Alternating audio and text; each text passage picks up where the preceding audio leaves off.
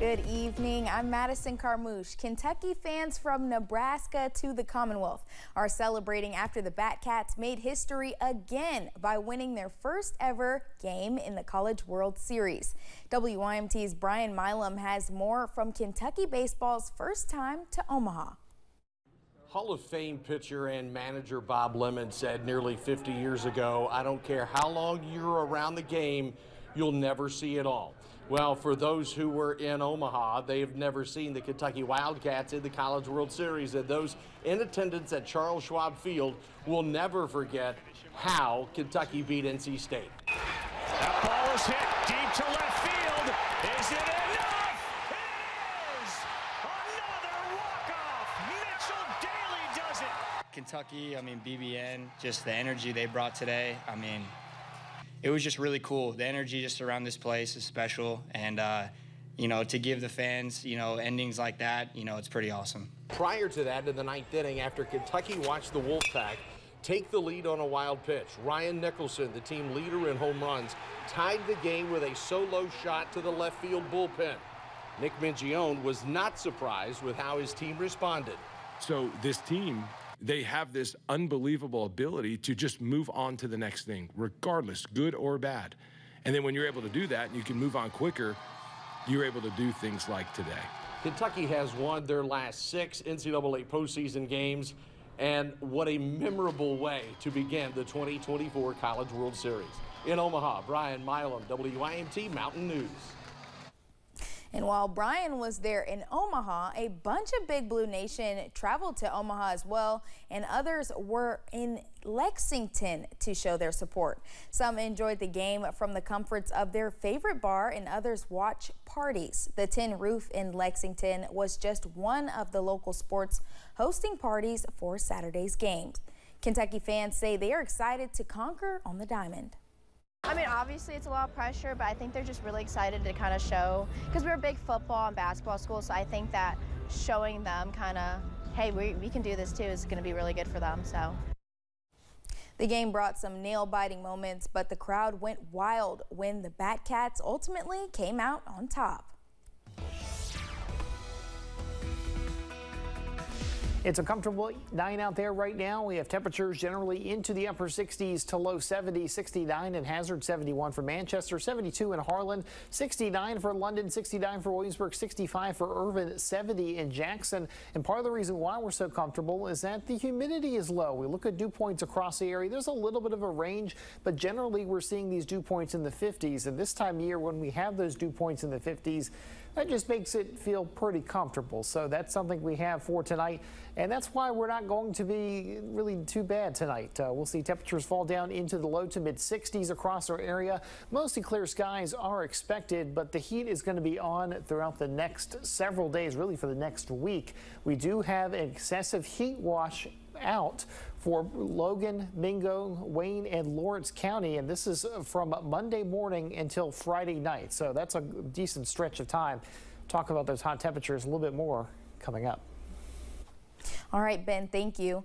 Officials with the Powell County Animal Shelter say they're operating beyond their maximum capacity.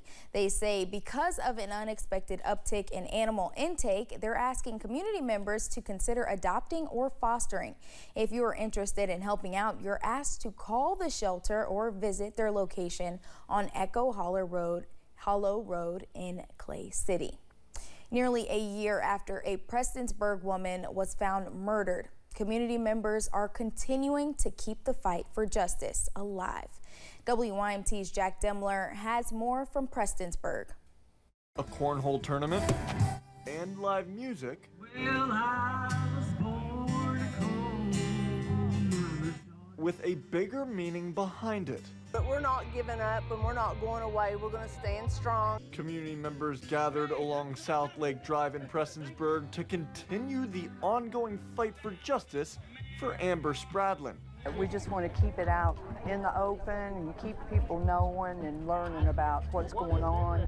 A rally to keep Amber's name alive, as well as give back to the community. Amber loved her animals, and our animal shelter here is in dire need all the time for supplies, so we just thought to do a little bit of giving back because the community has been really good about giving to us. A symbol of the community.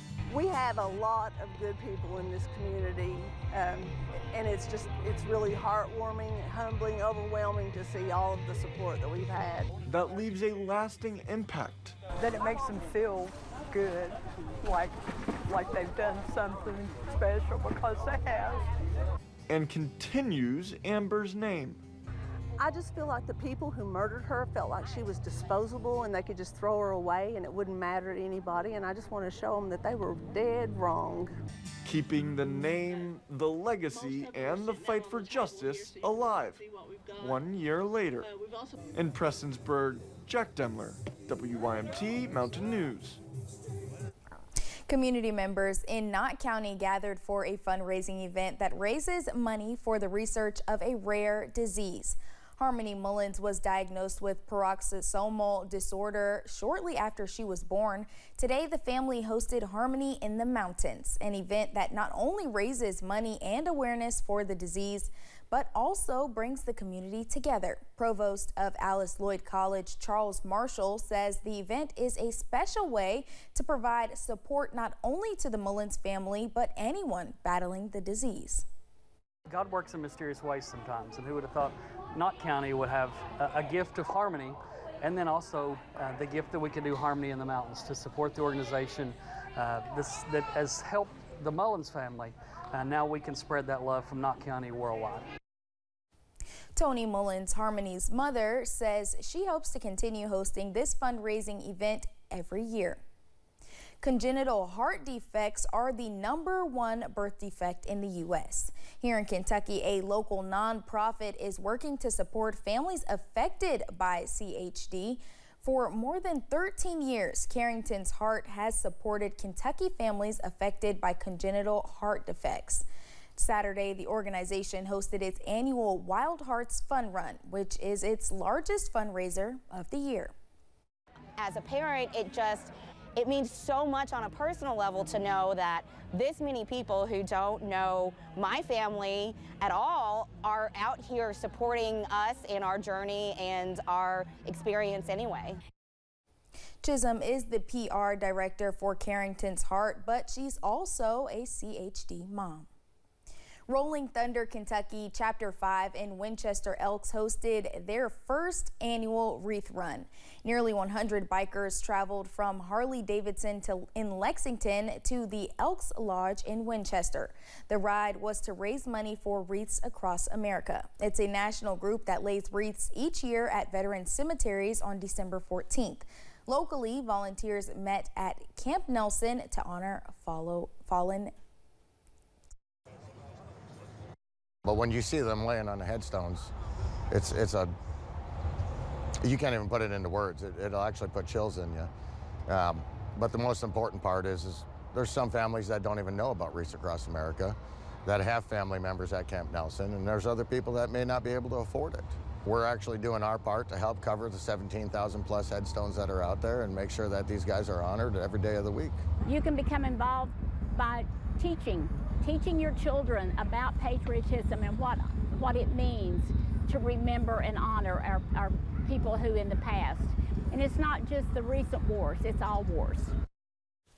So far, they've raised more than $8,000. You can sign up to volunteer when their website goes live in September. You can also purchase wreaths or sponsor a grave-specific wreath. Coming up at 11, with Father's Day expected to give a nice boom to the economy, we'll have the details. Stay with us.